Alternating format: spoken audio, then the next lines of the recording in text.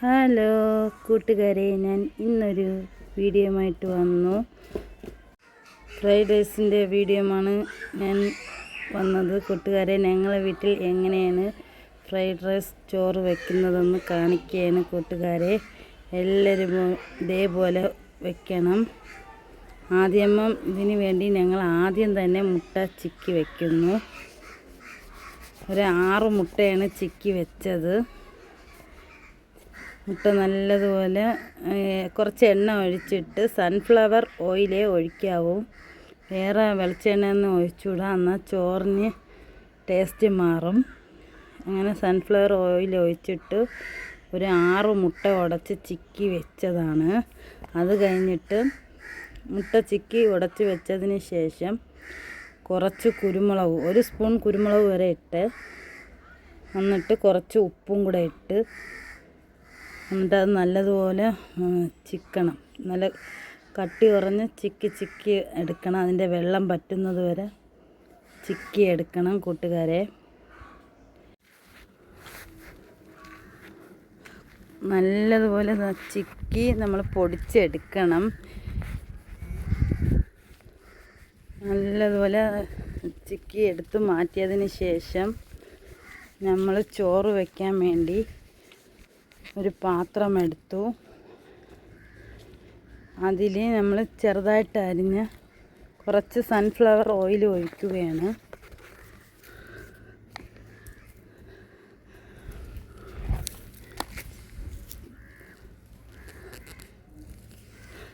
പാത്രം ചൂടാവുന്നത് വരെ നിന്നതിന് ശേഷം കുറച്ച് സൺഫ്ലവർ ഓയിൽ ഒഴിക്കുകയാണ്. കൂട്ടുകാരെ, സൺഫ്ലവർ ഓയിലേ ഒഴിക്കാവൂ. വെളിച്ചെണ്ണ ഒഴിച്ചു കഴിഞ്ഞാൽ ചോറ് ശരിയായി വരത്തില്ല.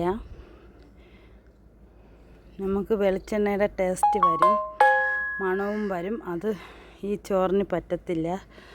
അതുകൊണ്ട് സൺഫ്ലവർ ഓയിലേ എടുക്കാവൂ. എണ്ണ ചൂടായതിന് ശേഷം സവാള ചെറുതായിട്ട് അരിഞ്ഞ 3 സവാള അരിഞ്ഞത് ഇട്ട് കൊടുക്കുന്നു. അതിൻ്റെ കൂടെ തന്നെ നമ്മൾ സവാള ഇട്ട് കുറച്ച് നേരം ഒന്ന് ചൂടായി ഉള്ളി ഒന്ന് ചെറുതായിട്ട് വാടിയതിന് ശേഷം ഒരു 1/2 കിലോ ബീൻസ് അരിഞ്ഞതാണ്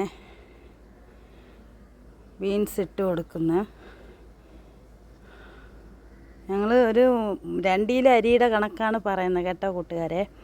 അപ്പോൾ ഒരു 1/2 കിലോ ബീൻസ് അരിഞ്ഞതാണ്, 1/2 കിലോ ക്യാരറ്റ് അരിഞ്ഞ്, വേറെ ഒന്നും വേണ്ട, ക്യാപ്സിക്കൻ ഉണ്ട്, ഒരു 3 ക്യാപ്സിക്കൻ അരിഞ്ഞ്, ഇഞ്ചിയും വെളുത്തുള്ളിയും പേസ്റ്റ് ആക്കിയത് ഒരു 1/4 സ്പൂൺ മതി കേട്ടോ. ക്യാരറ്റും 1/2 കിലോ അരിഞ്ഞതാണ്. അതെല്ലാം ഇതിൽ ചേർത്ത് കൊടുക്കുന്നു. ചേർത്ത് നല്ലതുപോലെ ഈ പച്ചക്കറിയുടെ പച്ച മണം മാറുന്നത് വരെ നമ്മൾ വഴറ്റി കൊടുക്കണം. നല്ലതുപോലെ വഴറ്റി വാടിയതിന് ശേഷം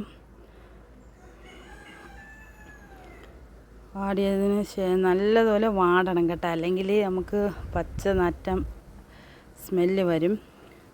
നമുക്ക് തിന്നുമ്പോൾ പച്ച കടിക്കും. അതുകൊണ്ട് നമ്മൾ നല്ലതുപോലെ അത് വാടി നമ്മൾ ഒരെണ്ണം വായിലിടുമ്പോഴത്തേക്ക് നമുക്ക് വെന്തതായിട്ടൊരു അറിയാമല്ലോ. അങ്ങനെ വരുമ്പോഴത്തേക്ക് നമ്മൾ അതുവരെ കിടക്കണം കേട്ടോ. അപ്പോൾ അതുവരെ ശരിയായിട്ടില്ല. അതുകൊണ്ട് ഞങ്ങൾ വാട്ടി ഇരിക്കുകയാണ്. ഉള്ളിയും സവാളയാണ്. അത് കഴിഞ്ഞിട്ട് ബീൻസും ക്യാരറ്റും സൺഫ്ലവർ ഓയിലിലാണ് വാട്ടുന്നത്. ക്യാപ്സിക്കൻ അത് കഴിഞ്ഞിട്ട് ഇട്ട് കൊടുക്കുന്നു. കൂട്ടുകാരെ, ക്യാപ്സിക്കൻ ഇട്ട് കൊടുത്തു. അത് നല്ലതുപോലെ വാടുന്നു. അത് കഴിഞ്ഞിട്ട് സോയാ സോസാണ് ഒഴിക്കുന്നത്.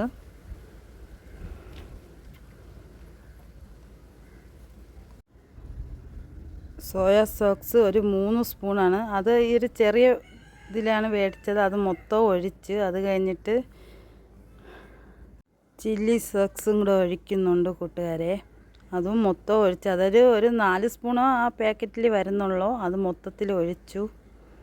ഞങ്ങൾ 2 കിലോ അരിയുടെ കണക്കാണ് കാണിക്കുന്ന കൂട്ടുകാരെ. അങ്ങനെ അത് നല്ലതുപോലെ വാടി അതെല്ലാം സെറ്റായി വരുമ്പോഴത്തേക്ക് ഞങ്ങൾ നേരത്തെ തന്നെ ചോറ് ഊറ്റി വെച്ചായിരുന്നു, അത് ഞാൻ കാണിച്ചില്ല.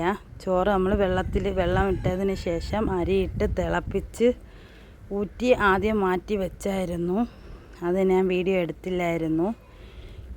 ഈ കൂട്ടെല്ലാം സെറ്റ് ചെയ്തിട്ട് നല്ലതുപോലെ നമ്മളെ പച്ച മണം മാറുന്നത് വരെ വഴറ്റിയെടുക്കണം.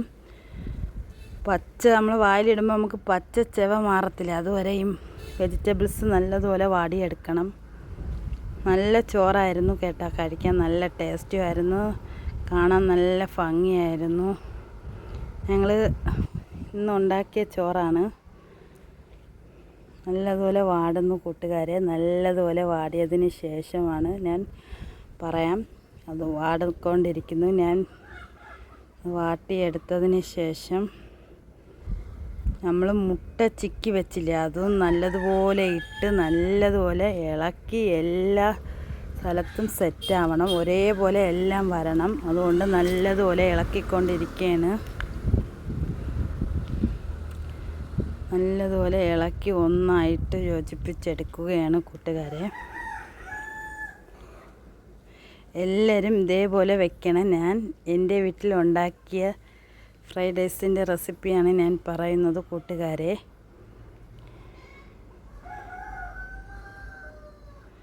എന്നിട്ട് ചോറ് ഞാൻ നേരത്തെ ഊറ്റി വെച്ചില്ലേ കൂട്ടുകാരെ, അതെടുത്ത് ഇടുന്നു. ഒരേപോലെ എല്ലായിടത്തും ചോറും വെജിറ്റബിൾസ് എല്ലാം ഒരേപോലെ വരണം.